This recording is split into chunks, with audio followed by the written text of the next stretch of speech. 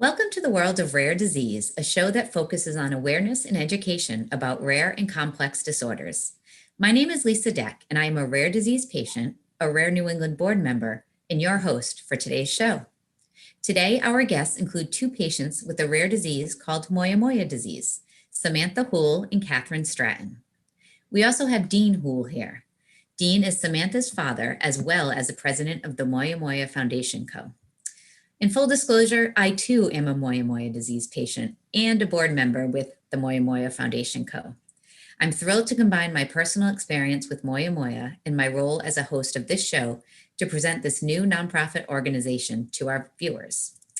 While I am involved, I'm going to let our guests speak about the Moyamoya Foundation and stick to asking the questions. So today, we are going to introduce you to the Moyamoya Foundation Co. and update you on the work being done on the foundation on behalf of the patient community.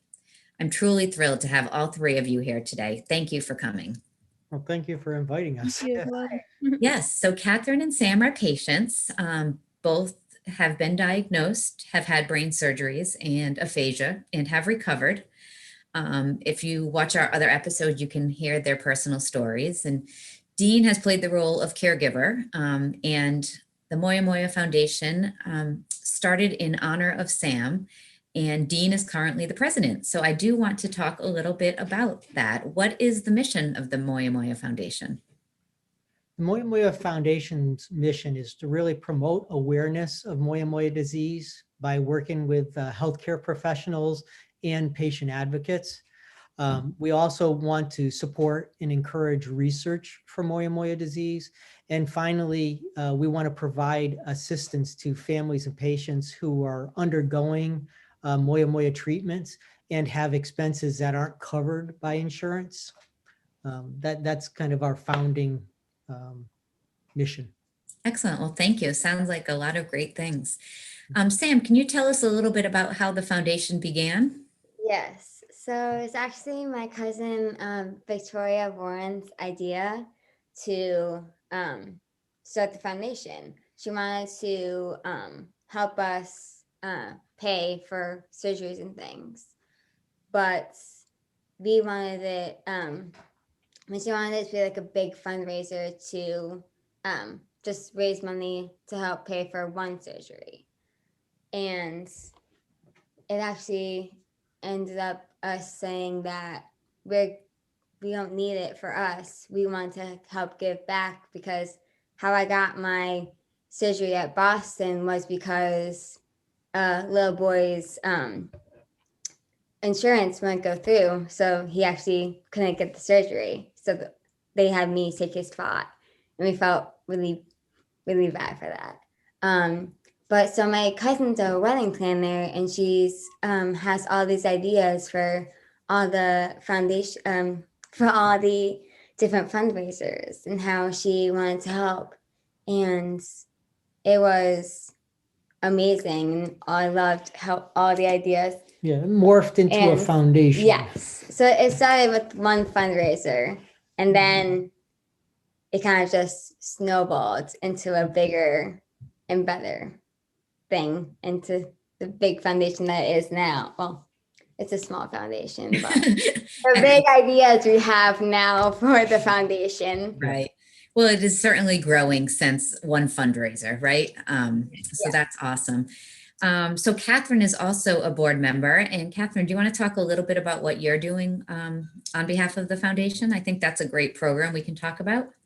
Absolutely, yeah. So one of my great passions is research, particularly research into rare conditions like Moyamoya, and really how the patient can be more actively involved in research. And so patient partnership is what it's often called. And so one of the ideas that we sort of put forward was to create a registry. For those who don't know, disease registries usually gather data on patients with a specific illness. In this case, of course, would be Moyamoya.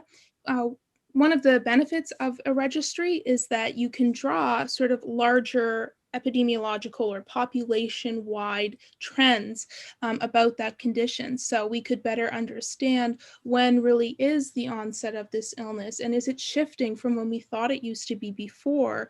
What are the outcomes, generally speaking? And so that is generally the hope with that. And we want to create a registry specifically because when you have, as I said, a rare condition, there are going to be fewer patients at any center, even larger centers, because they'll have fewer patients relative to other conditions that are common, right?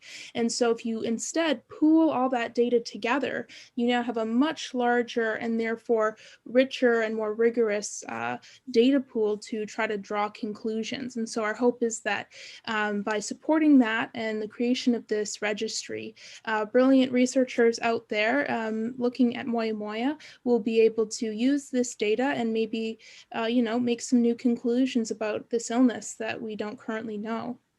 Right. Well, that sounds just amazing to kind of have someone spearheading that effort. And, really, I think patient registries are that first step that leads to, groundbreaking research. So very exciting that the foundation is doing that.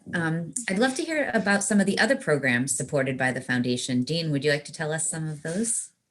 Yeah, well, we've done a few grants. The foundation has done a grant to Children's of Alabama. We've done a grant to Boston Children's for research purposes. We are actually going to be sponsoring a symposium out in Boston this May 6th, for basically patients and healthcare providers to educate them. One of the first things that the foundation did is they were able to get a Senate bill passed in the state of Connecticut. So it is a law that on May 6th of every year, Moyamoya awareness is officially recognized. And it's a day for promoting awareness of the disease. And so we're really happy that our state did that. And I know there are other states trying to do similar type things.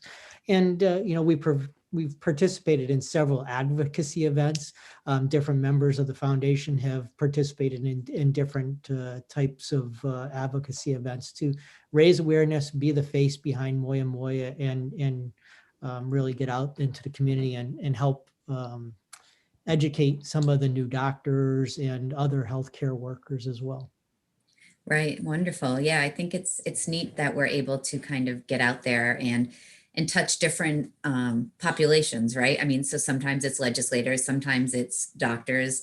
I think, we do have a very amazing patient community. And I think we're just, as an organization, leading the way for some of these initiatives. So it's really exciting to see.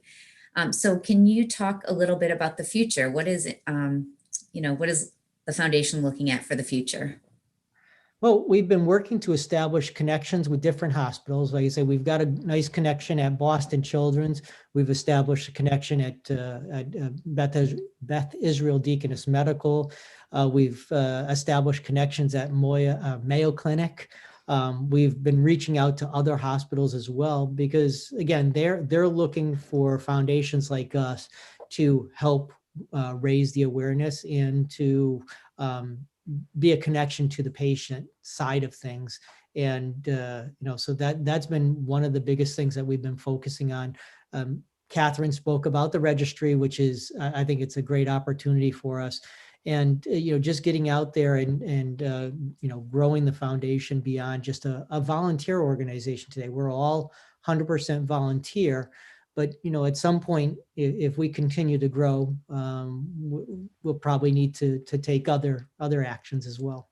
Right. Sounds like a good plan. I think it does feel like when you are a patient advocacy organization that you want to help your community and represent others. And I think it's really nice to have that opportunity to do that. So if somebody wants to learn more or get involved with the foundation, where should they go?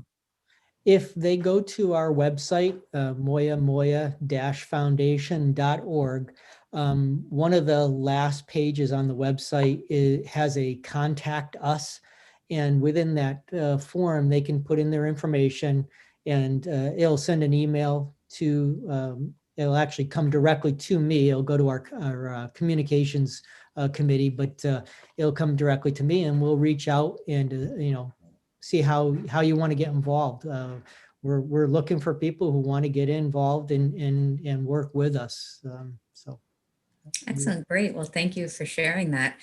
I know in the last episode that we talked a lot about our patient stories, but is there anything else you'd like to share with our viewers about the foundation or about the work you do? Anybody have any last minute comments? Anything from you? I don't know. My experience, I didn't decide to join the rare disease community. It chose me, and it chose me through my daughter. Yeah. And my wife, Roxanne, and I, have met a lot of really energetic people in the rare disease community who, as you say, Lisa, want to make a difference. We've had a relatively good experience with the difficult condition that we've been given.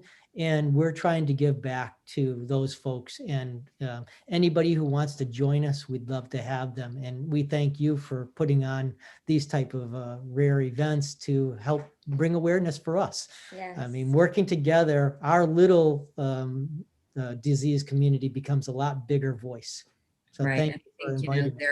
there are over 7,000 rare diseases, and Moyamoya is just one of them. But together we are stronger, we are more. So I love that. Thank you for those last words.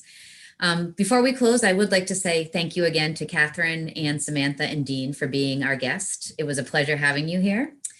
This episode will be showcased live on Facebook Live on March 1st at 5:30 p.m. on Rare New England's Facebook page. Viewers can tune in live to see this show and guests and members of the Rare New England staff, along with the Moyamoya Foundation co-representatives, who will have an interactive discussion and answer viewers' questions. This show, along with all of our shows, can be found on the Rare New England YouTube page and our social media accounts. Have a question for us? Rare New England in Motion is the perfect way to expand upon our mission of engaging with our community.